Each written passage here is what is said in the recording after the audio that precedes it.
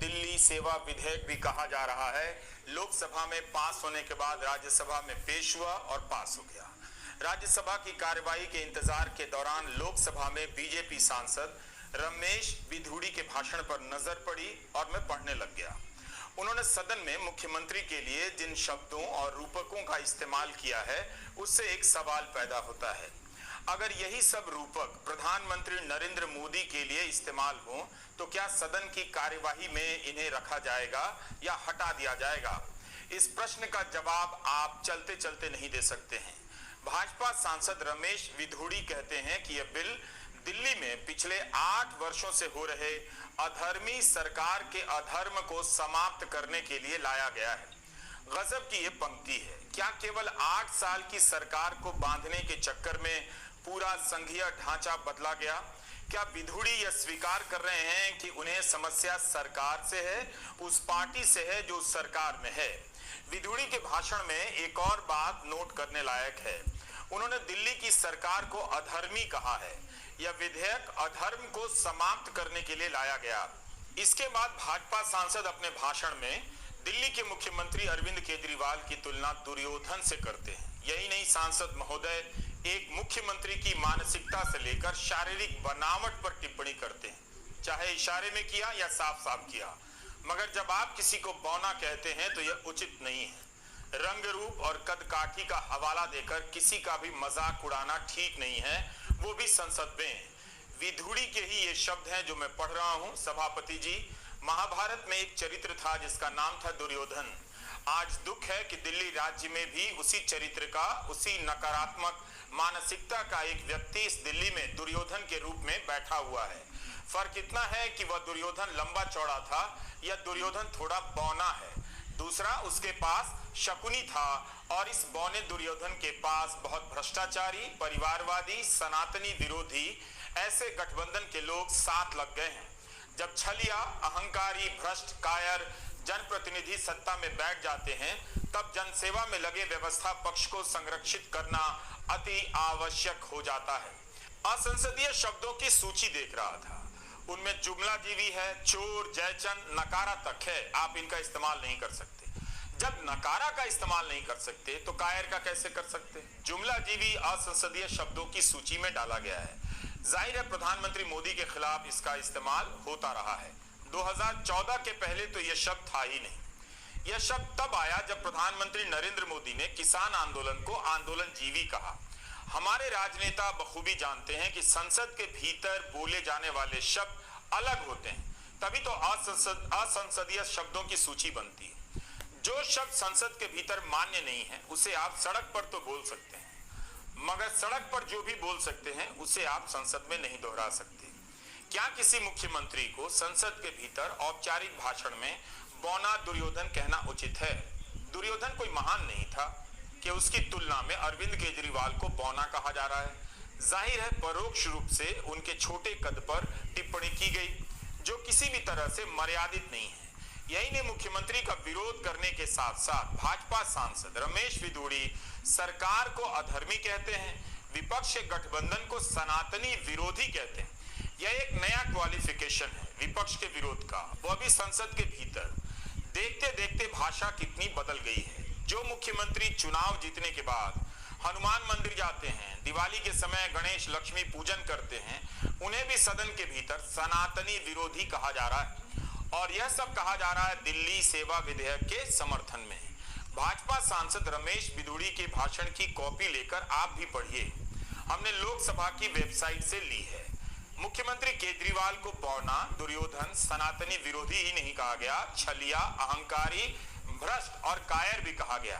किसी नेता को कायर कहना संसदीय शब्द है या असंसदीय, यह तो स्पीकर ही बता सकते हैं। बात विधेयक की हो रही है, कानून की हो रही है। भाषण के शुरुआती हिस्से से बिल के बारे में कम पता चलता है। सांसद महोदय मुख्यमंत्री के चरित्र के बारे में व्याख्या करते नजर आते हैं। रमेश बिधूड़ी सभापति को संबोधित करते हुए कहते हैं कि इस बौने दुर्योधन के चरित्र की विशेषता बताता हूं। कई बार बौने दुर्योधन का इस्तेमाल करते हैं, फिर गिनाते हैं कि अरविंद केजरीवाल ने दिल्ली में सीसीटीवी लगाने, वाईफाई लगाने, स्कूल से लेकर शौचालय बनाने को लेकर जो वादे किए थे पूरे नहीं किए। अब मैं रमेश विधुड़ी के भाषण का अगला हिस्सा पढ़ना चाहता हूं। वे कहते हैं कि सभापति जी, कृष्ण भगवान ने भी अहंकार में पड़े दुर्योधन को बार बार यह कहा था कि पांडवों को 5 ग्राम दे दो, और दुर्योधन ने बोला कि उन्हें एक सुई की नोक के बराबर भी नहीं दूंगा। उन्हें जनप्रतिनिधि के सेवा भाव के साथ काम करना चाहिए था, लेकिन बौना दुर्योधन क्या कहता है? मैं दिल्ली का मालिक हूं, ना खाता ना बही, जो यह कहे वह सही। वह कहता है कि मैं दिल्ली का मालिक हूं, इलीगल काम करने के लिए, अनैतिक और असंवैधानिक काम करने के लिए। सभापति जी, यह गुंडागर्दी, दादागिरी का परिचायक बन रहा है। बौना दुर्योधन कहना काफी नहीं था, अब सांसद दिल्ली के मुख्यमंत्री को सदन के भीतर गुंडागर्दी और दादागिरी का परिचायक बताने लगते हैं। रमेश विधुड़ी कहते हैं कि अरविंद केजरीवाल के पास एक भी विभाग नहीं है।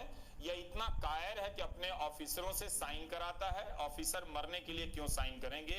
मुख्यमंत्री क्यों नहीं साइन करेगा? इसके बाद वे कई बार कायर कहते हैं। यह आपको तय करना है कि सदन के भीतर आलोचना की भाषा सही है या नहीं। तब फिर आपको यह भी देखना चाहिए कि विधानसभा में मुख्यमंत्री केजरीवाल ने प्रधानमंत्री के लिए किस भाषा का इस्तेमाल किया है। इज इक्वल टू की थ्योरी लगाकर आप इसे सही तो कह देंगे, लेकिन सदन की गरिमा का क्या होगा, इसकी भी चिंता कीजिएगा। गृहमंत्री अमित शाह ने 2 सवालों के जवाब दिए लोकसभा में। एक, कि इस विधेयक को लाने का अधिकार है या नहीं केंद्र को, और क्या यह विधेयक सुप्रीम कोर्ट के आदेश के विरुद्ध लाया गया है। अमित शाह नियमों का हवाला देते हुए कहते हैं कि दिल्ली ना तो पूर्ण राज्य है, ना संघ शासित प्रदेश है, ना संघ शासित प्रदेश विद असेंबली है। यह राजधानी क्षेत्र है और संसद को किसी भी भाग के बारे में कानून बनाने का अधिकार है। कमाल की बात यह थी कि बीजेपी के नेता दशकों से दिल्ली को पूर्ण राज्य का दर्जा दिलाए जाने की मांग करते रहे। अमित शाह ने नेहरू, अंबेडकर और पटेल का नाम लेकर 2 बार गिनाया कि इन लोगों ने दिल्ली को पूर्ण राज्य का दर्जा दिए जाने का विरोध किया था। अब बीजेपी भी विरोध कर रही है। अमित शाह ने यह नहीं बताया कि उनकी पार्टी पूर्ण राज्य का दर्जा क्यों मांग रही थी और अब क्यों विरोध कर रही है। क्या नेहरू से सहमत होने के लिए? इसी तरह संसद भवन के उद्घाटन के समय सेंगोल को सही ठहराने के लिए, उसके आसपास कथाओं को बुनने के लिए नेहरू का सहारा लिया गया। शायद यह दूसरा मौका होगा जब नेहरू का हर बात में विरोध करने वाली बीजेपी नेहरू का इस्तेमाल कर रही थी। काफी ऐतिहासिक टाइप लगा। पूर्व केंद्रीय स्वास्थ्य मंत्री डॉक्टर हर्षवर्धन को 2013 में दिल्ली के मुख्यमंत्री पद का उम्मीदवार बनाया गया था। तब बीजेपी ने अपने घोषणा पत्र में कहा था कि दिल्ली को पूर्ण राज्य का दर्जा दिया जाएगा। कम से कम डॉक्टर हर्षवर्धन को ही दिल्ली में घूम घूम कर बताना चाहिए कि बीजेपी ने क्यों दिल्ली को पूर्ण राज्य का दर्जा देने की मांग और वादे को छोड़ दिया। उससे पहले 1993 में दिल्ली में बीजेपी की सरकार ने दिल्ली विधानसभा में पूर्ण राज्य की मांग का मुद्दा उठाया था और इस मांग को चुनावी प्रचार में शामिल किया गया था। अब बीजेपी पूर्ण राज्य का विरोध कर रही है, वह भी नेहरू और पटेल का नाम लेकर। यह भी याद रखना चाहिए कि वाईएसआर कांग्रेस ने लोकसभा में बिल का समर्थन करते हुए चेतावनी दी कि हम इसका समर्थन तो करते हैं, मगर उम्मीद भी करते हैं कि इसे कहीं और दोहराया नहीं जाए। तो इस तरह से समर्थन जुटाया गया। राज्यसभा में राघव चड्ढा ने 3 बातें प्रमुखता से कही हैं। राघव चड्ढा ने कहा कि यह बिल उपराज्यपाल को असीमित विवेकाधीन शक्तियां देता है। अभी तक राज्यपाल और उपराज्यपाल को मंत्रिमंडल की सलाह लेनी पड़ती थी। अफसरशाही को जुडिशियल अथॉरिटी बना देता है कि मंत्री का फैसला सही है या नहीं अफसर तय करेंगे। यह बिल जितनी अथॉरिटी और निगम है दिल्ली सरकार के पास, उनके चेयरमैन की नियुक्ति का अधिकार केंद्र को सौंप देता है। यह बिल पूरी तरह से अलोकतांत्रिक है। संविधान ये कहता है, और भाई चंद्रचूड़ साहब का AK Roy versus union of India एक बड़ा महत्वपूर्ण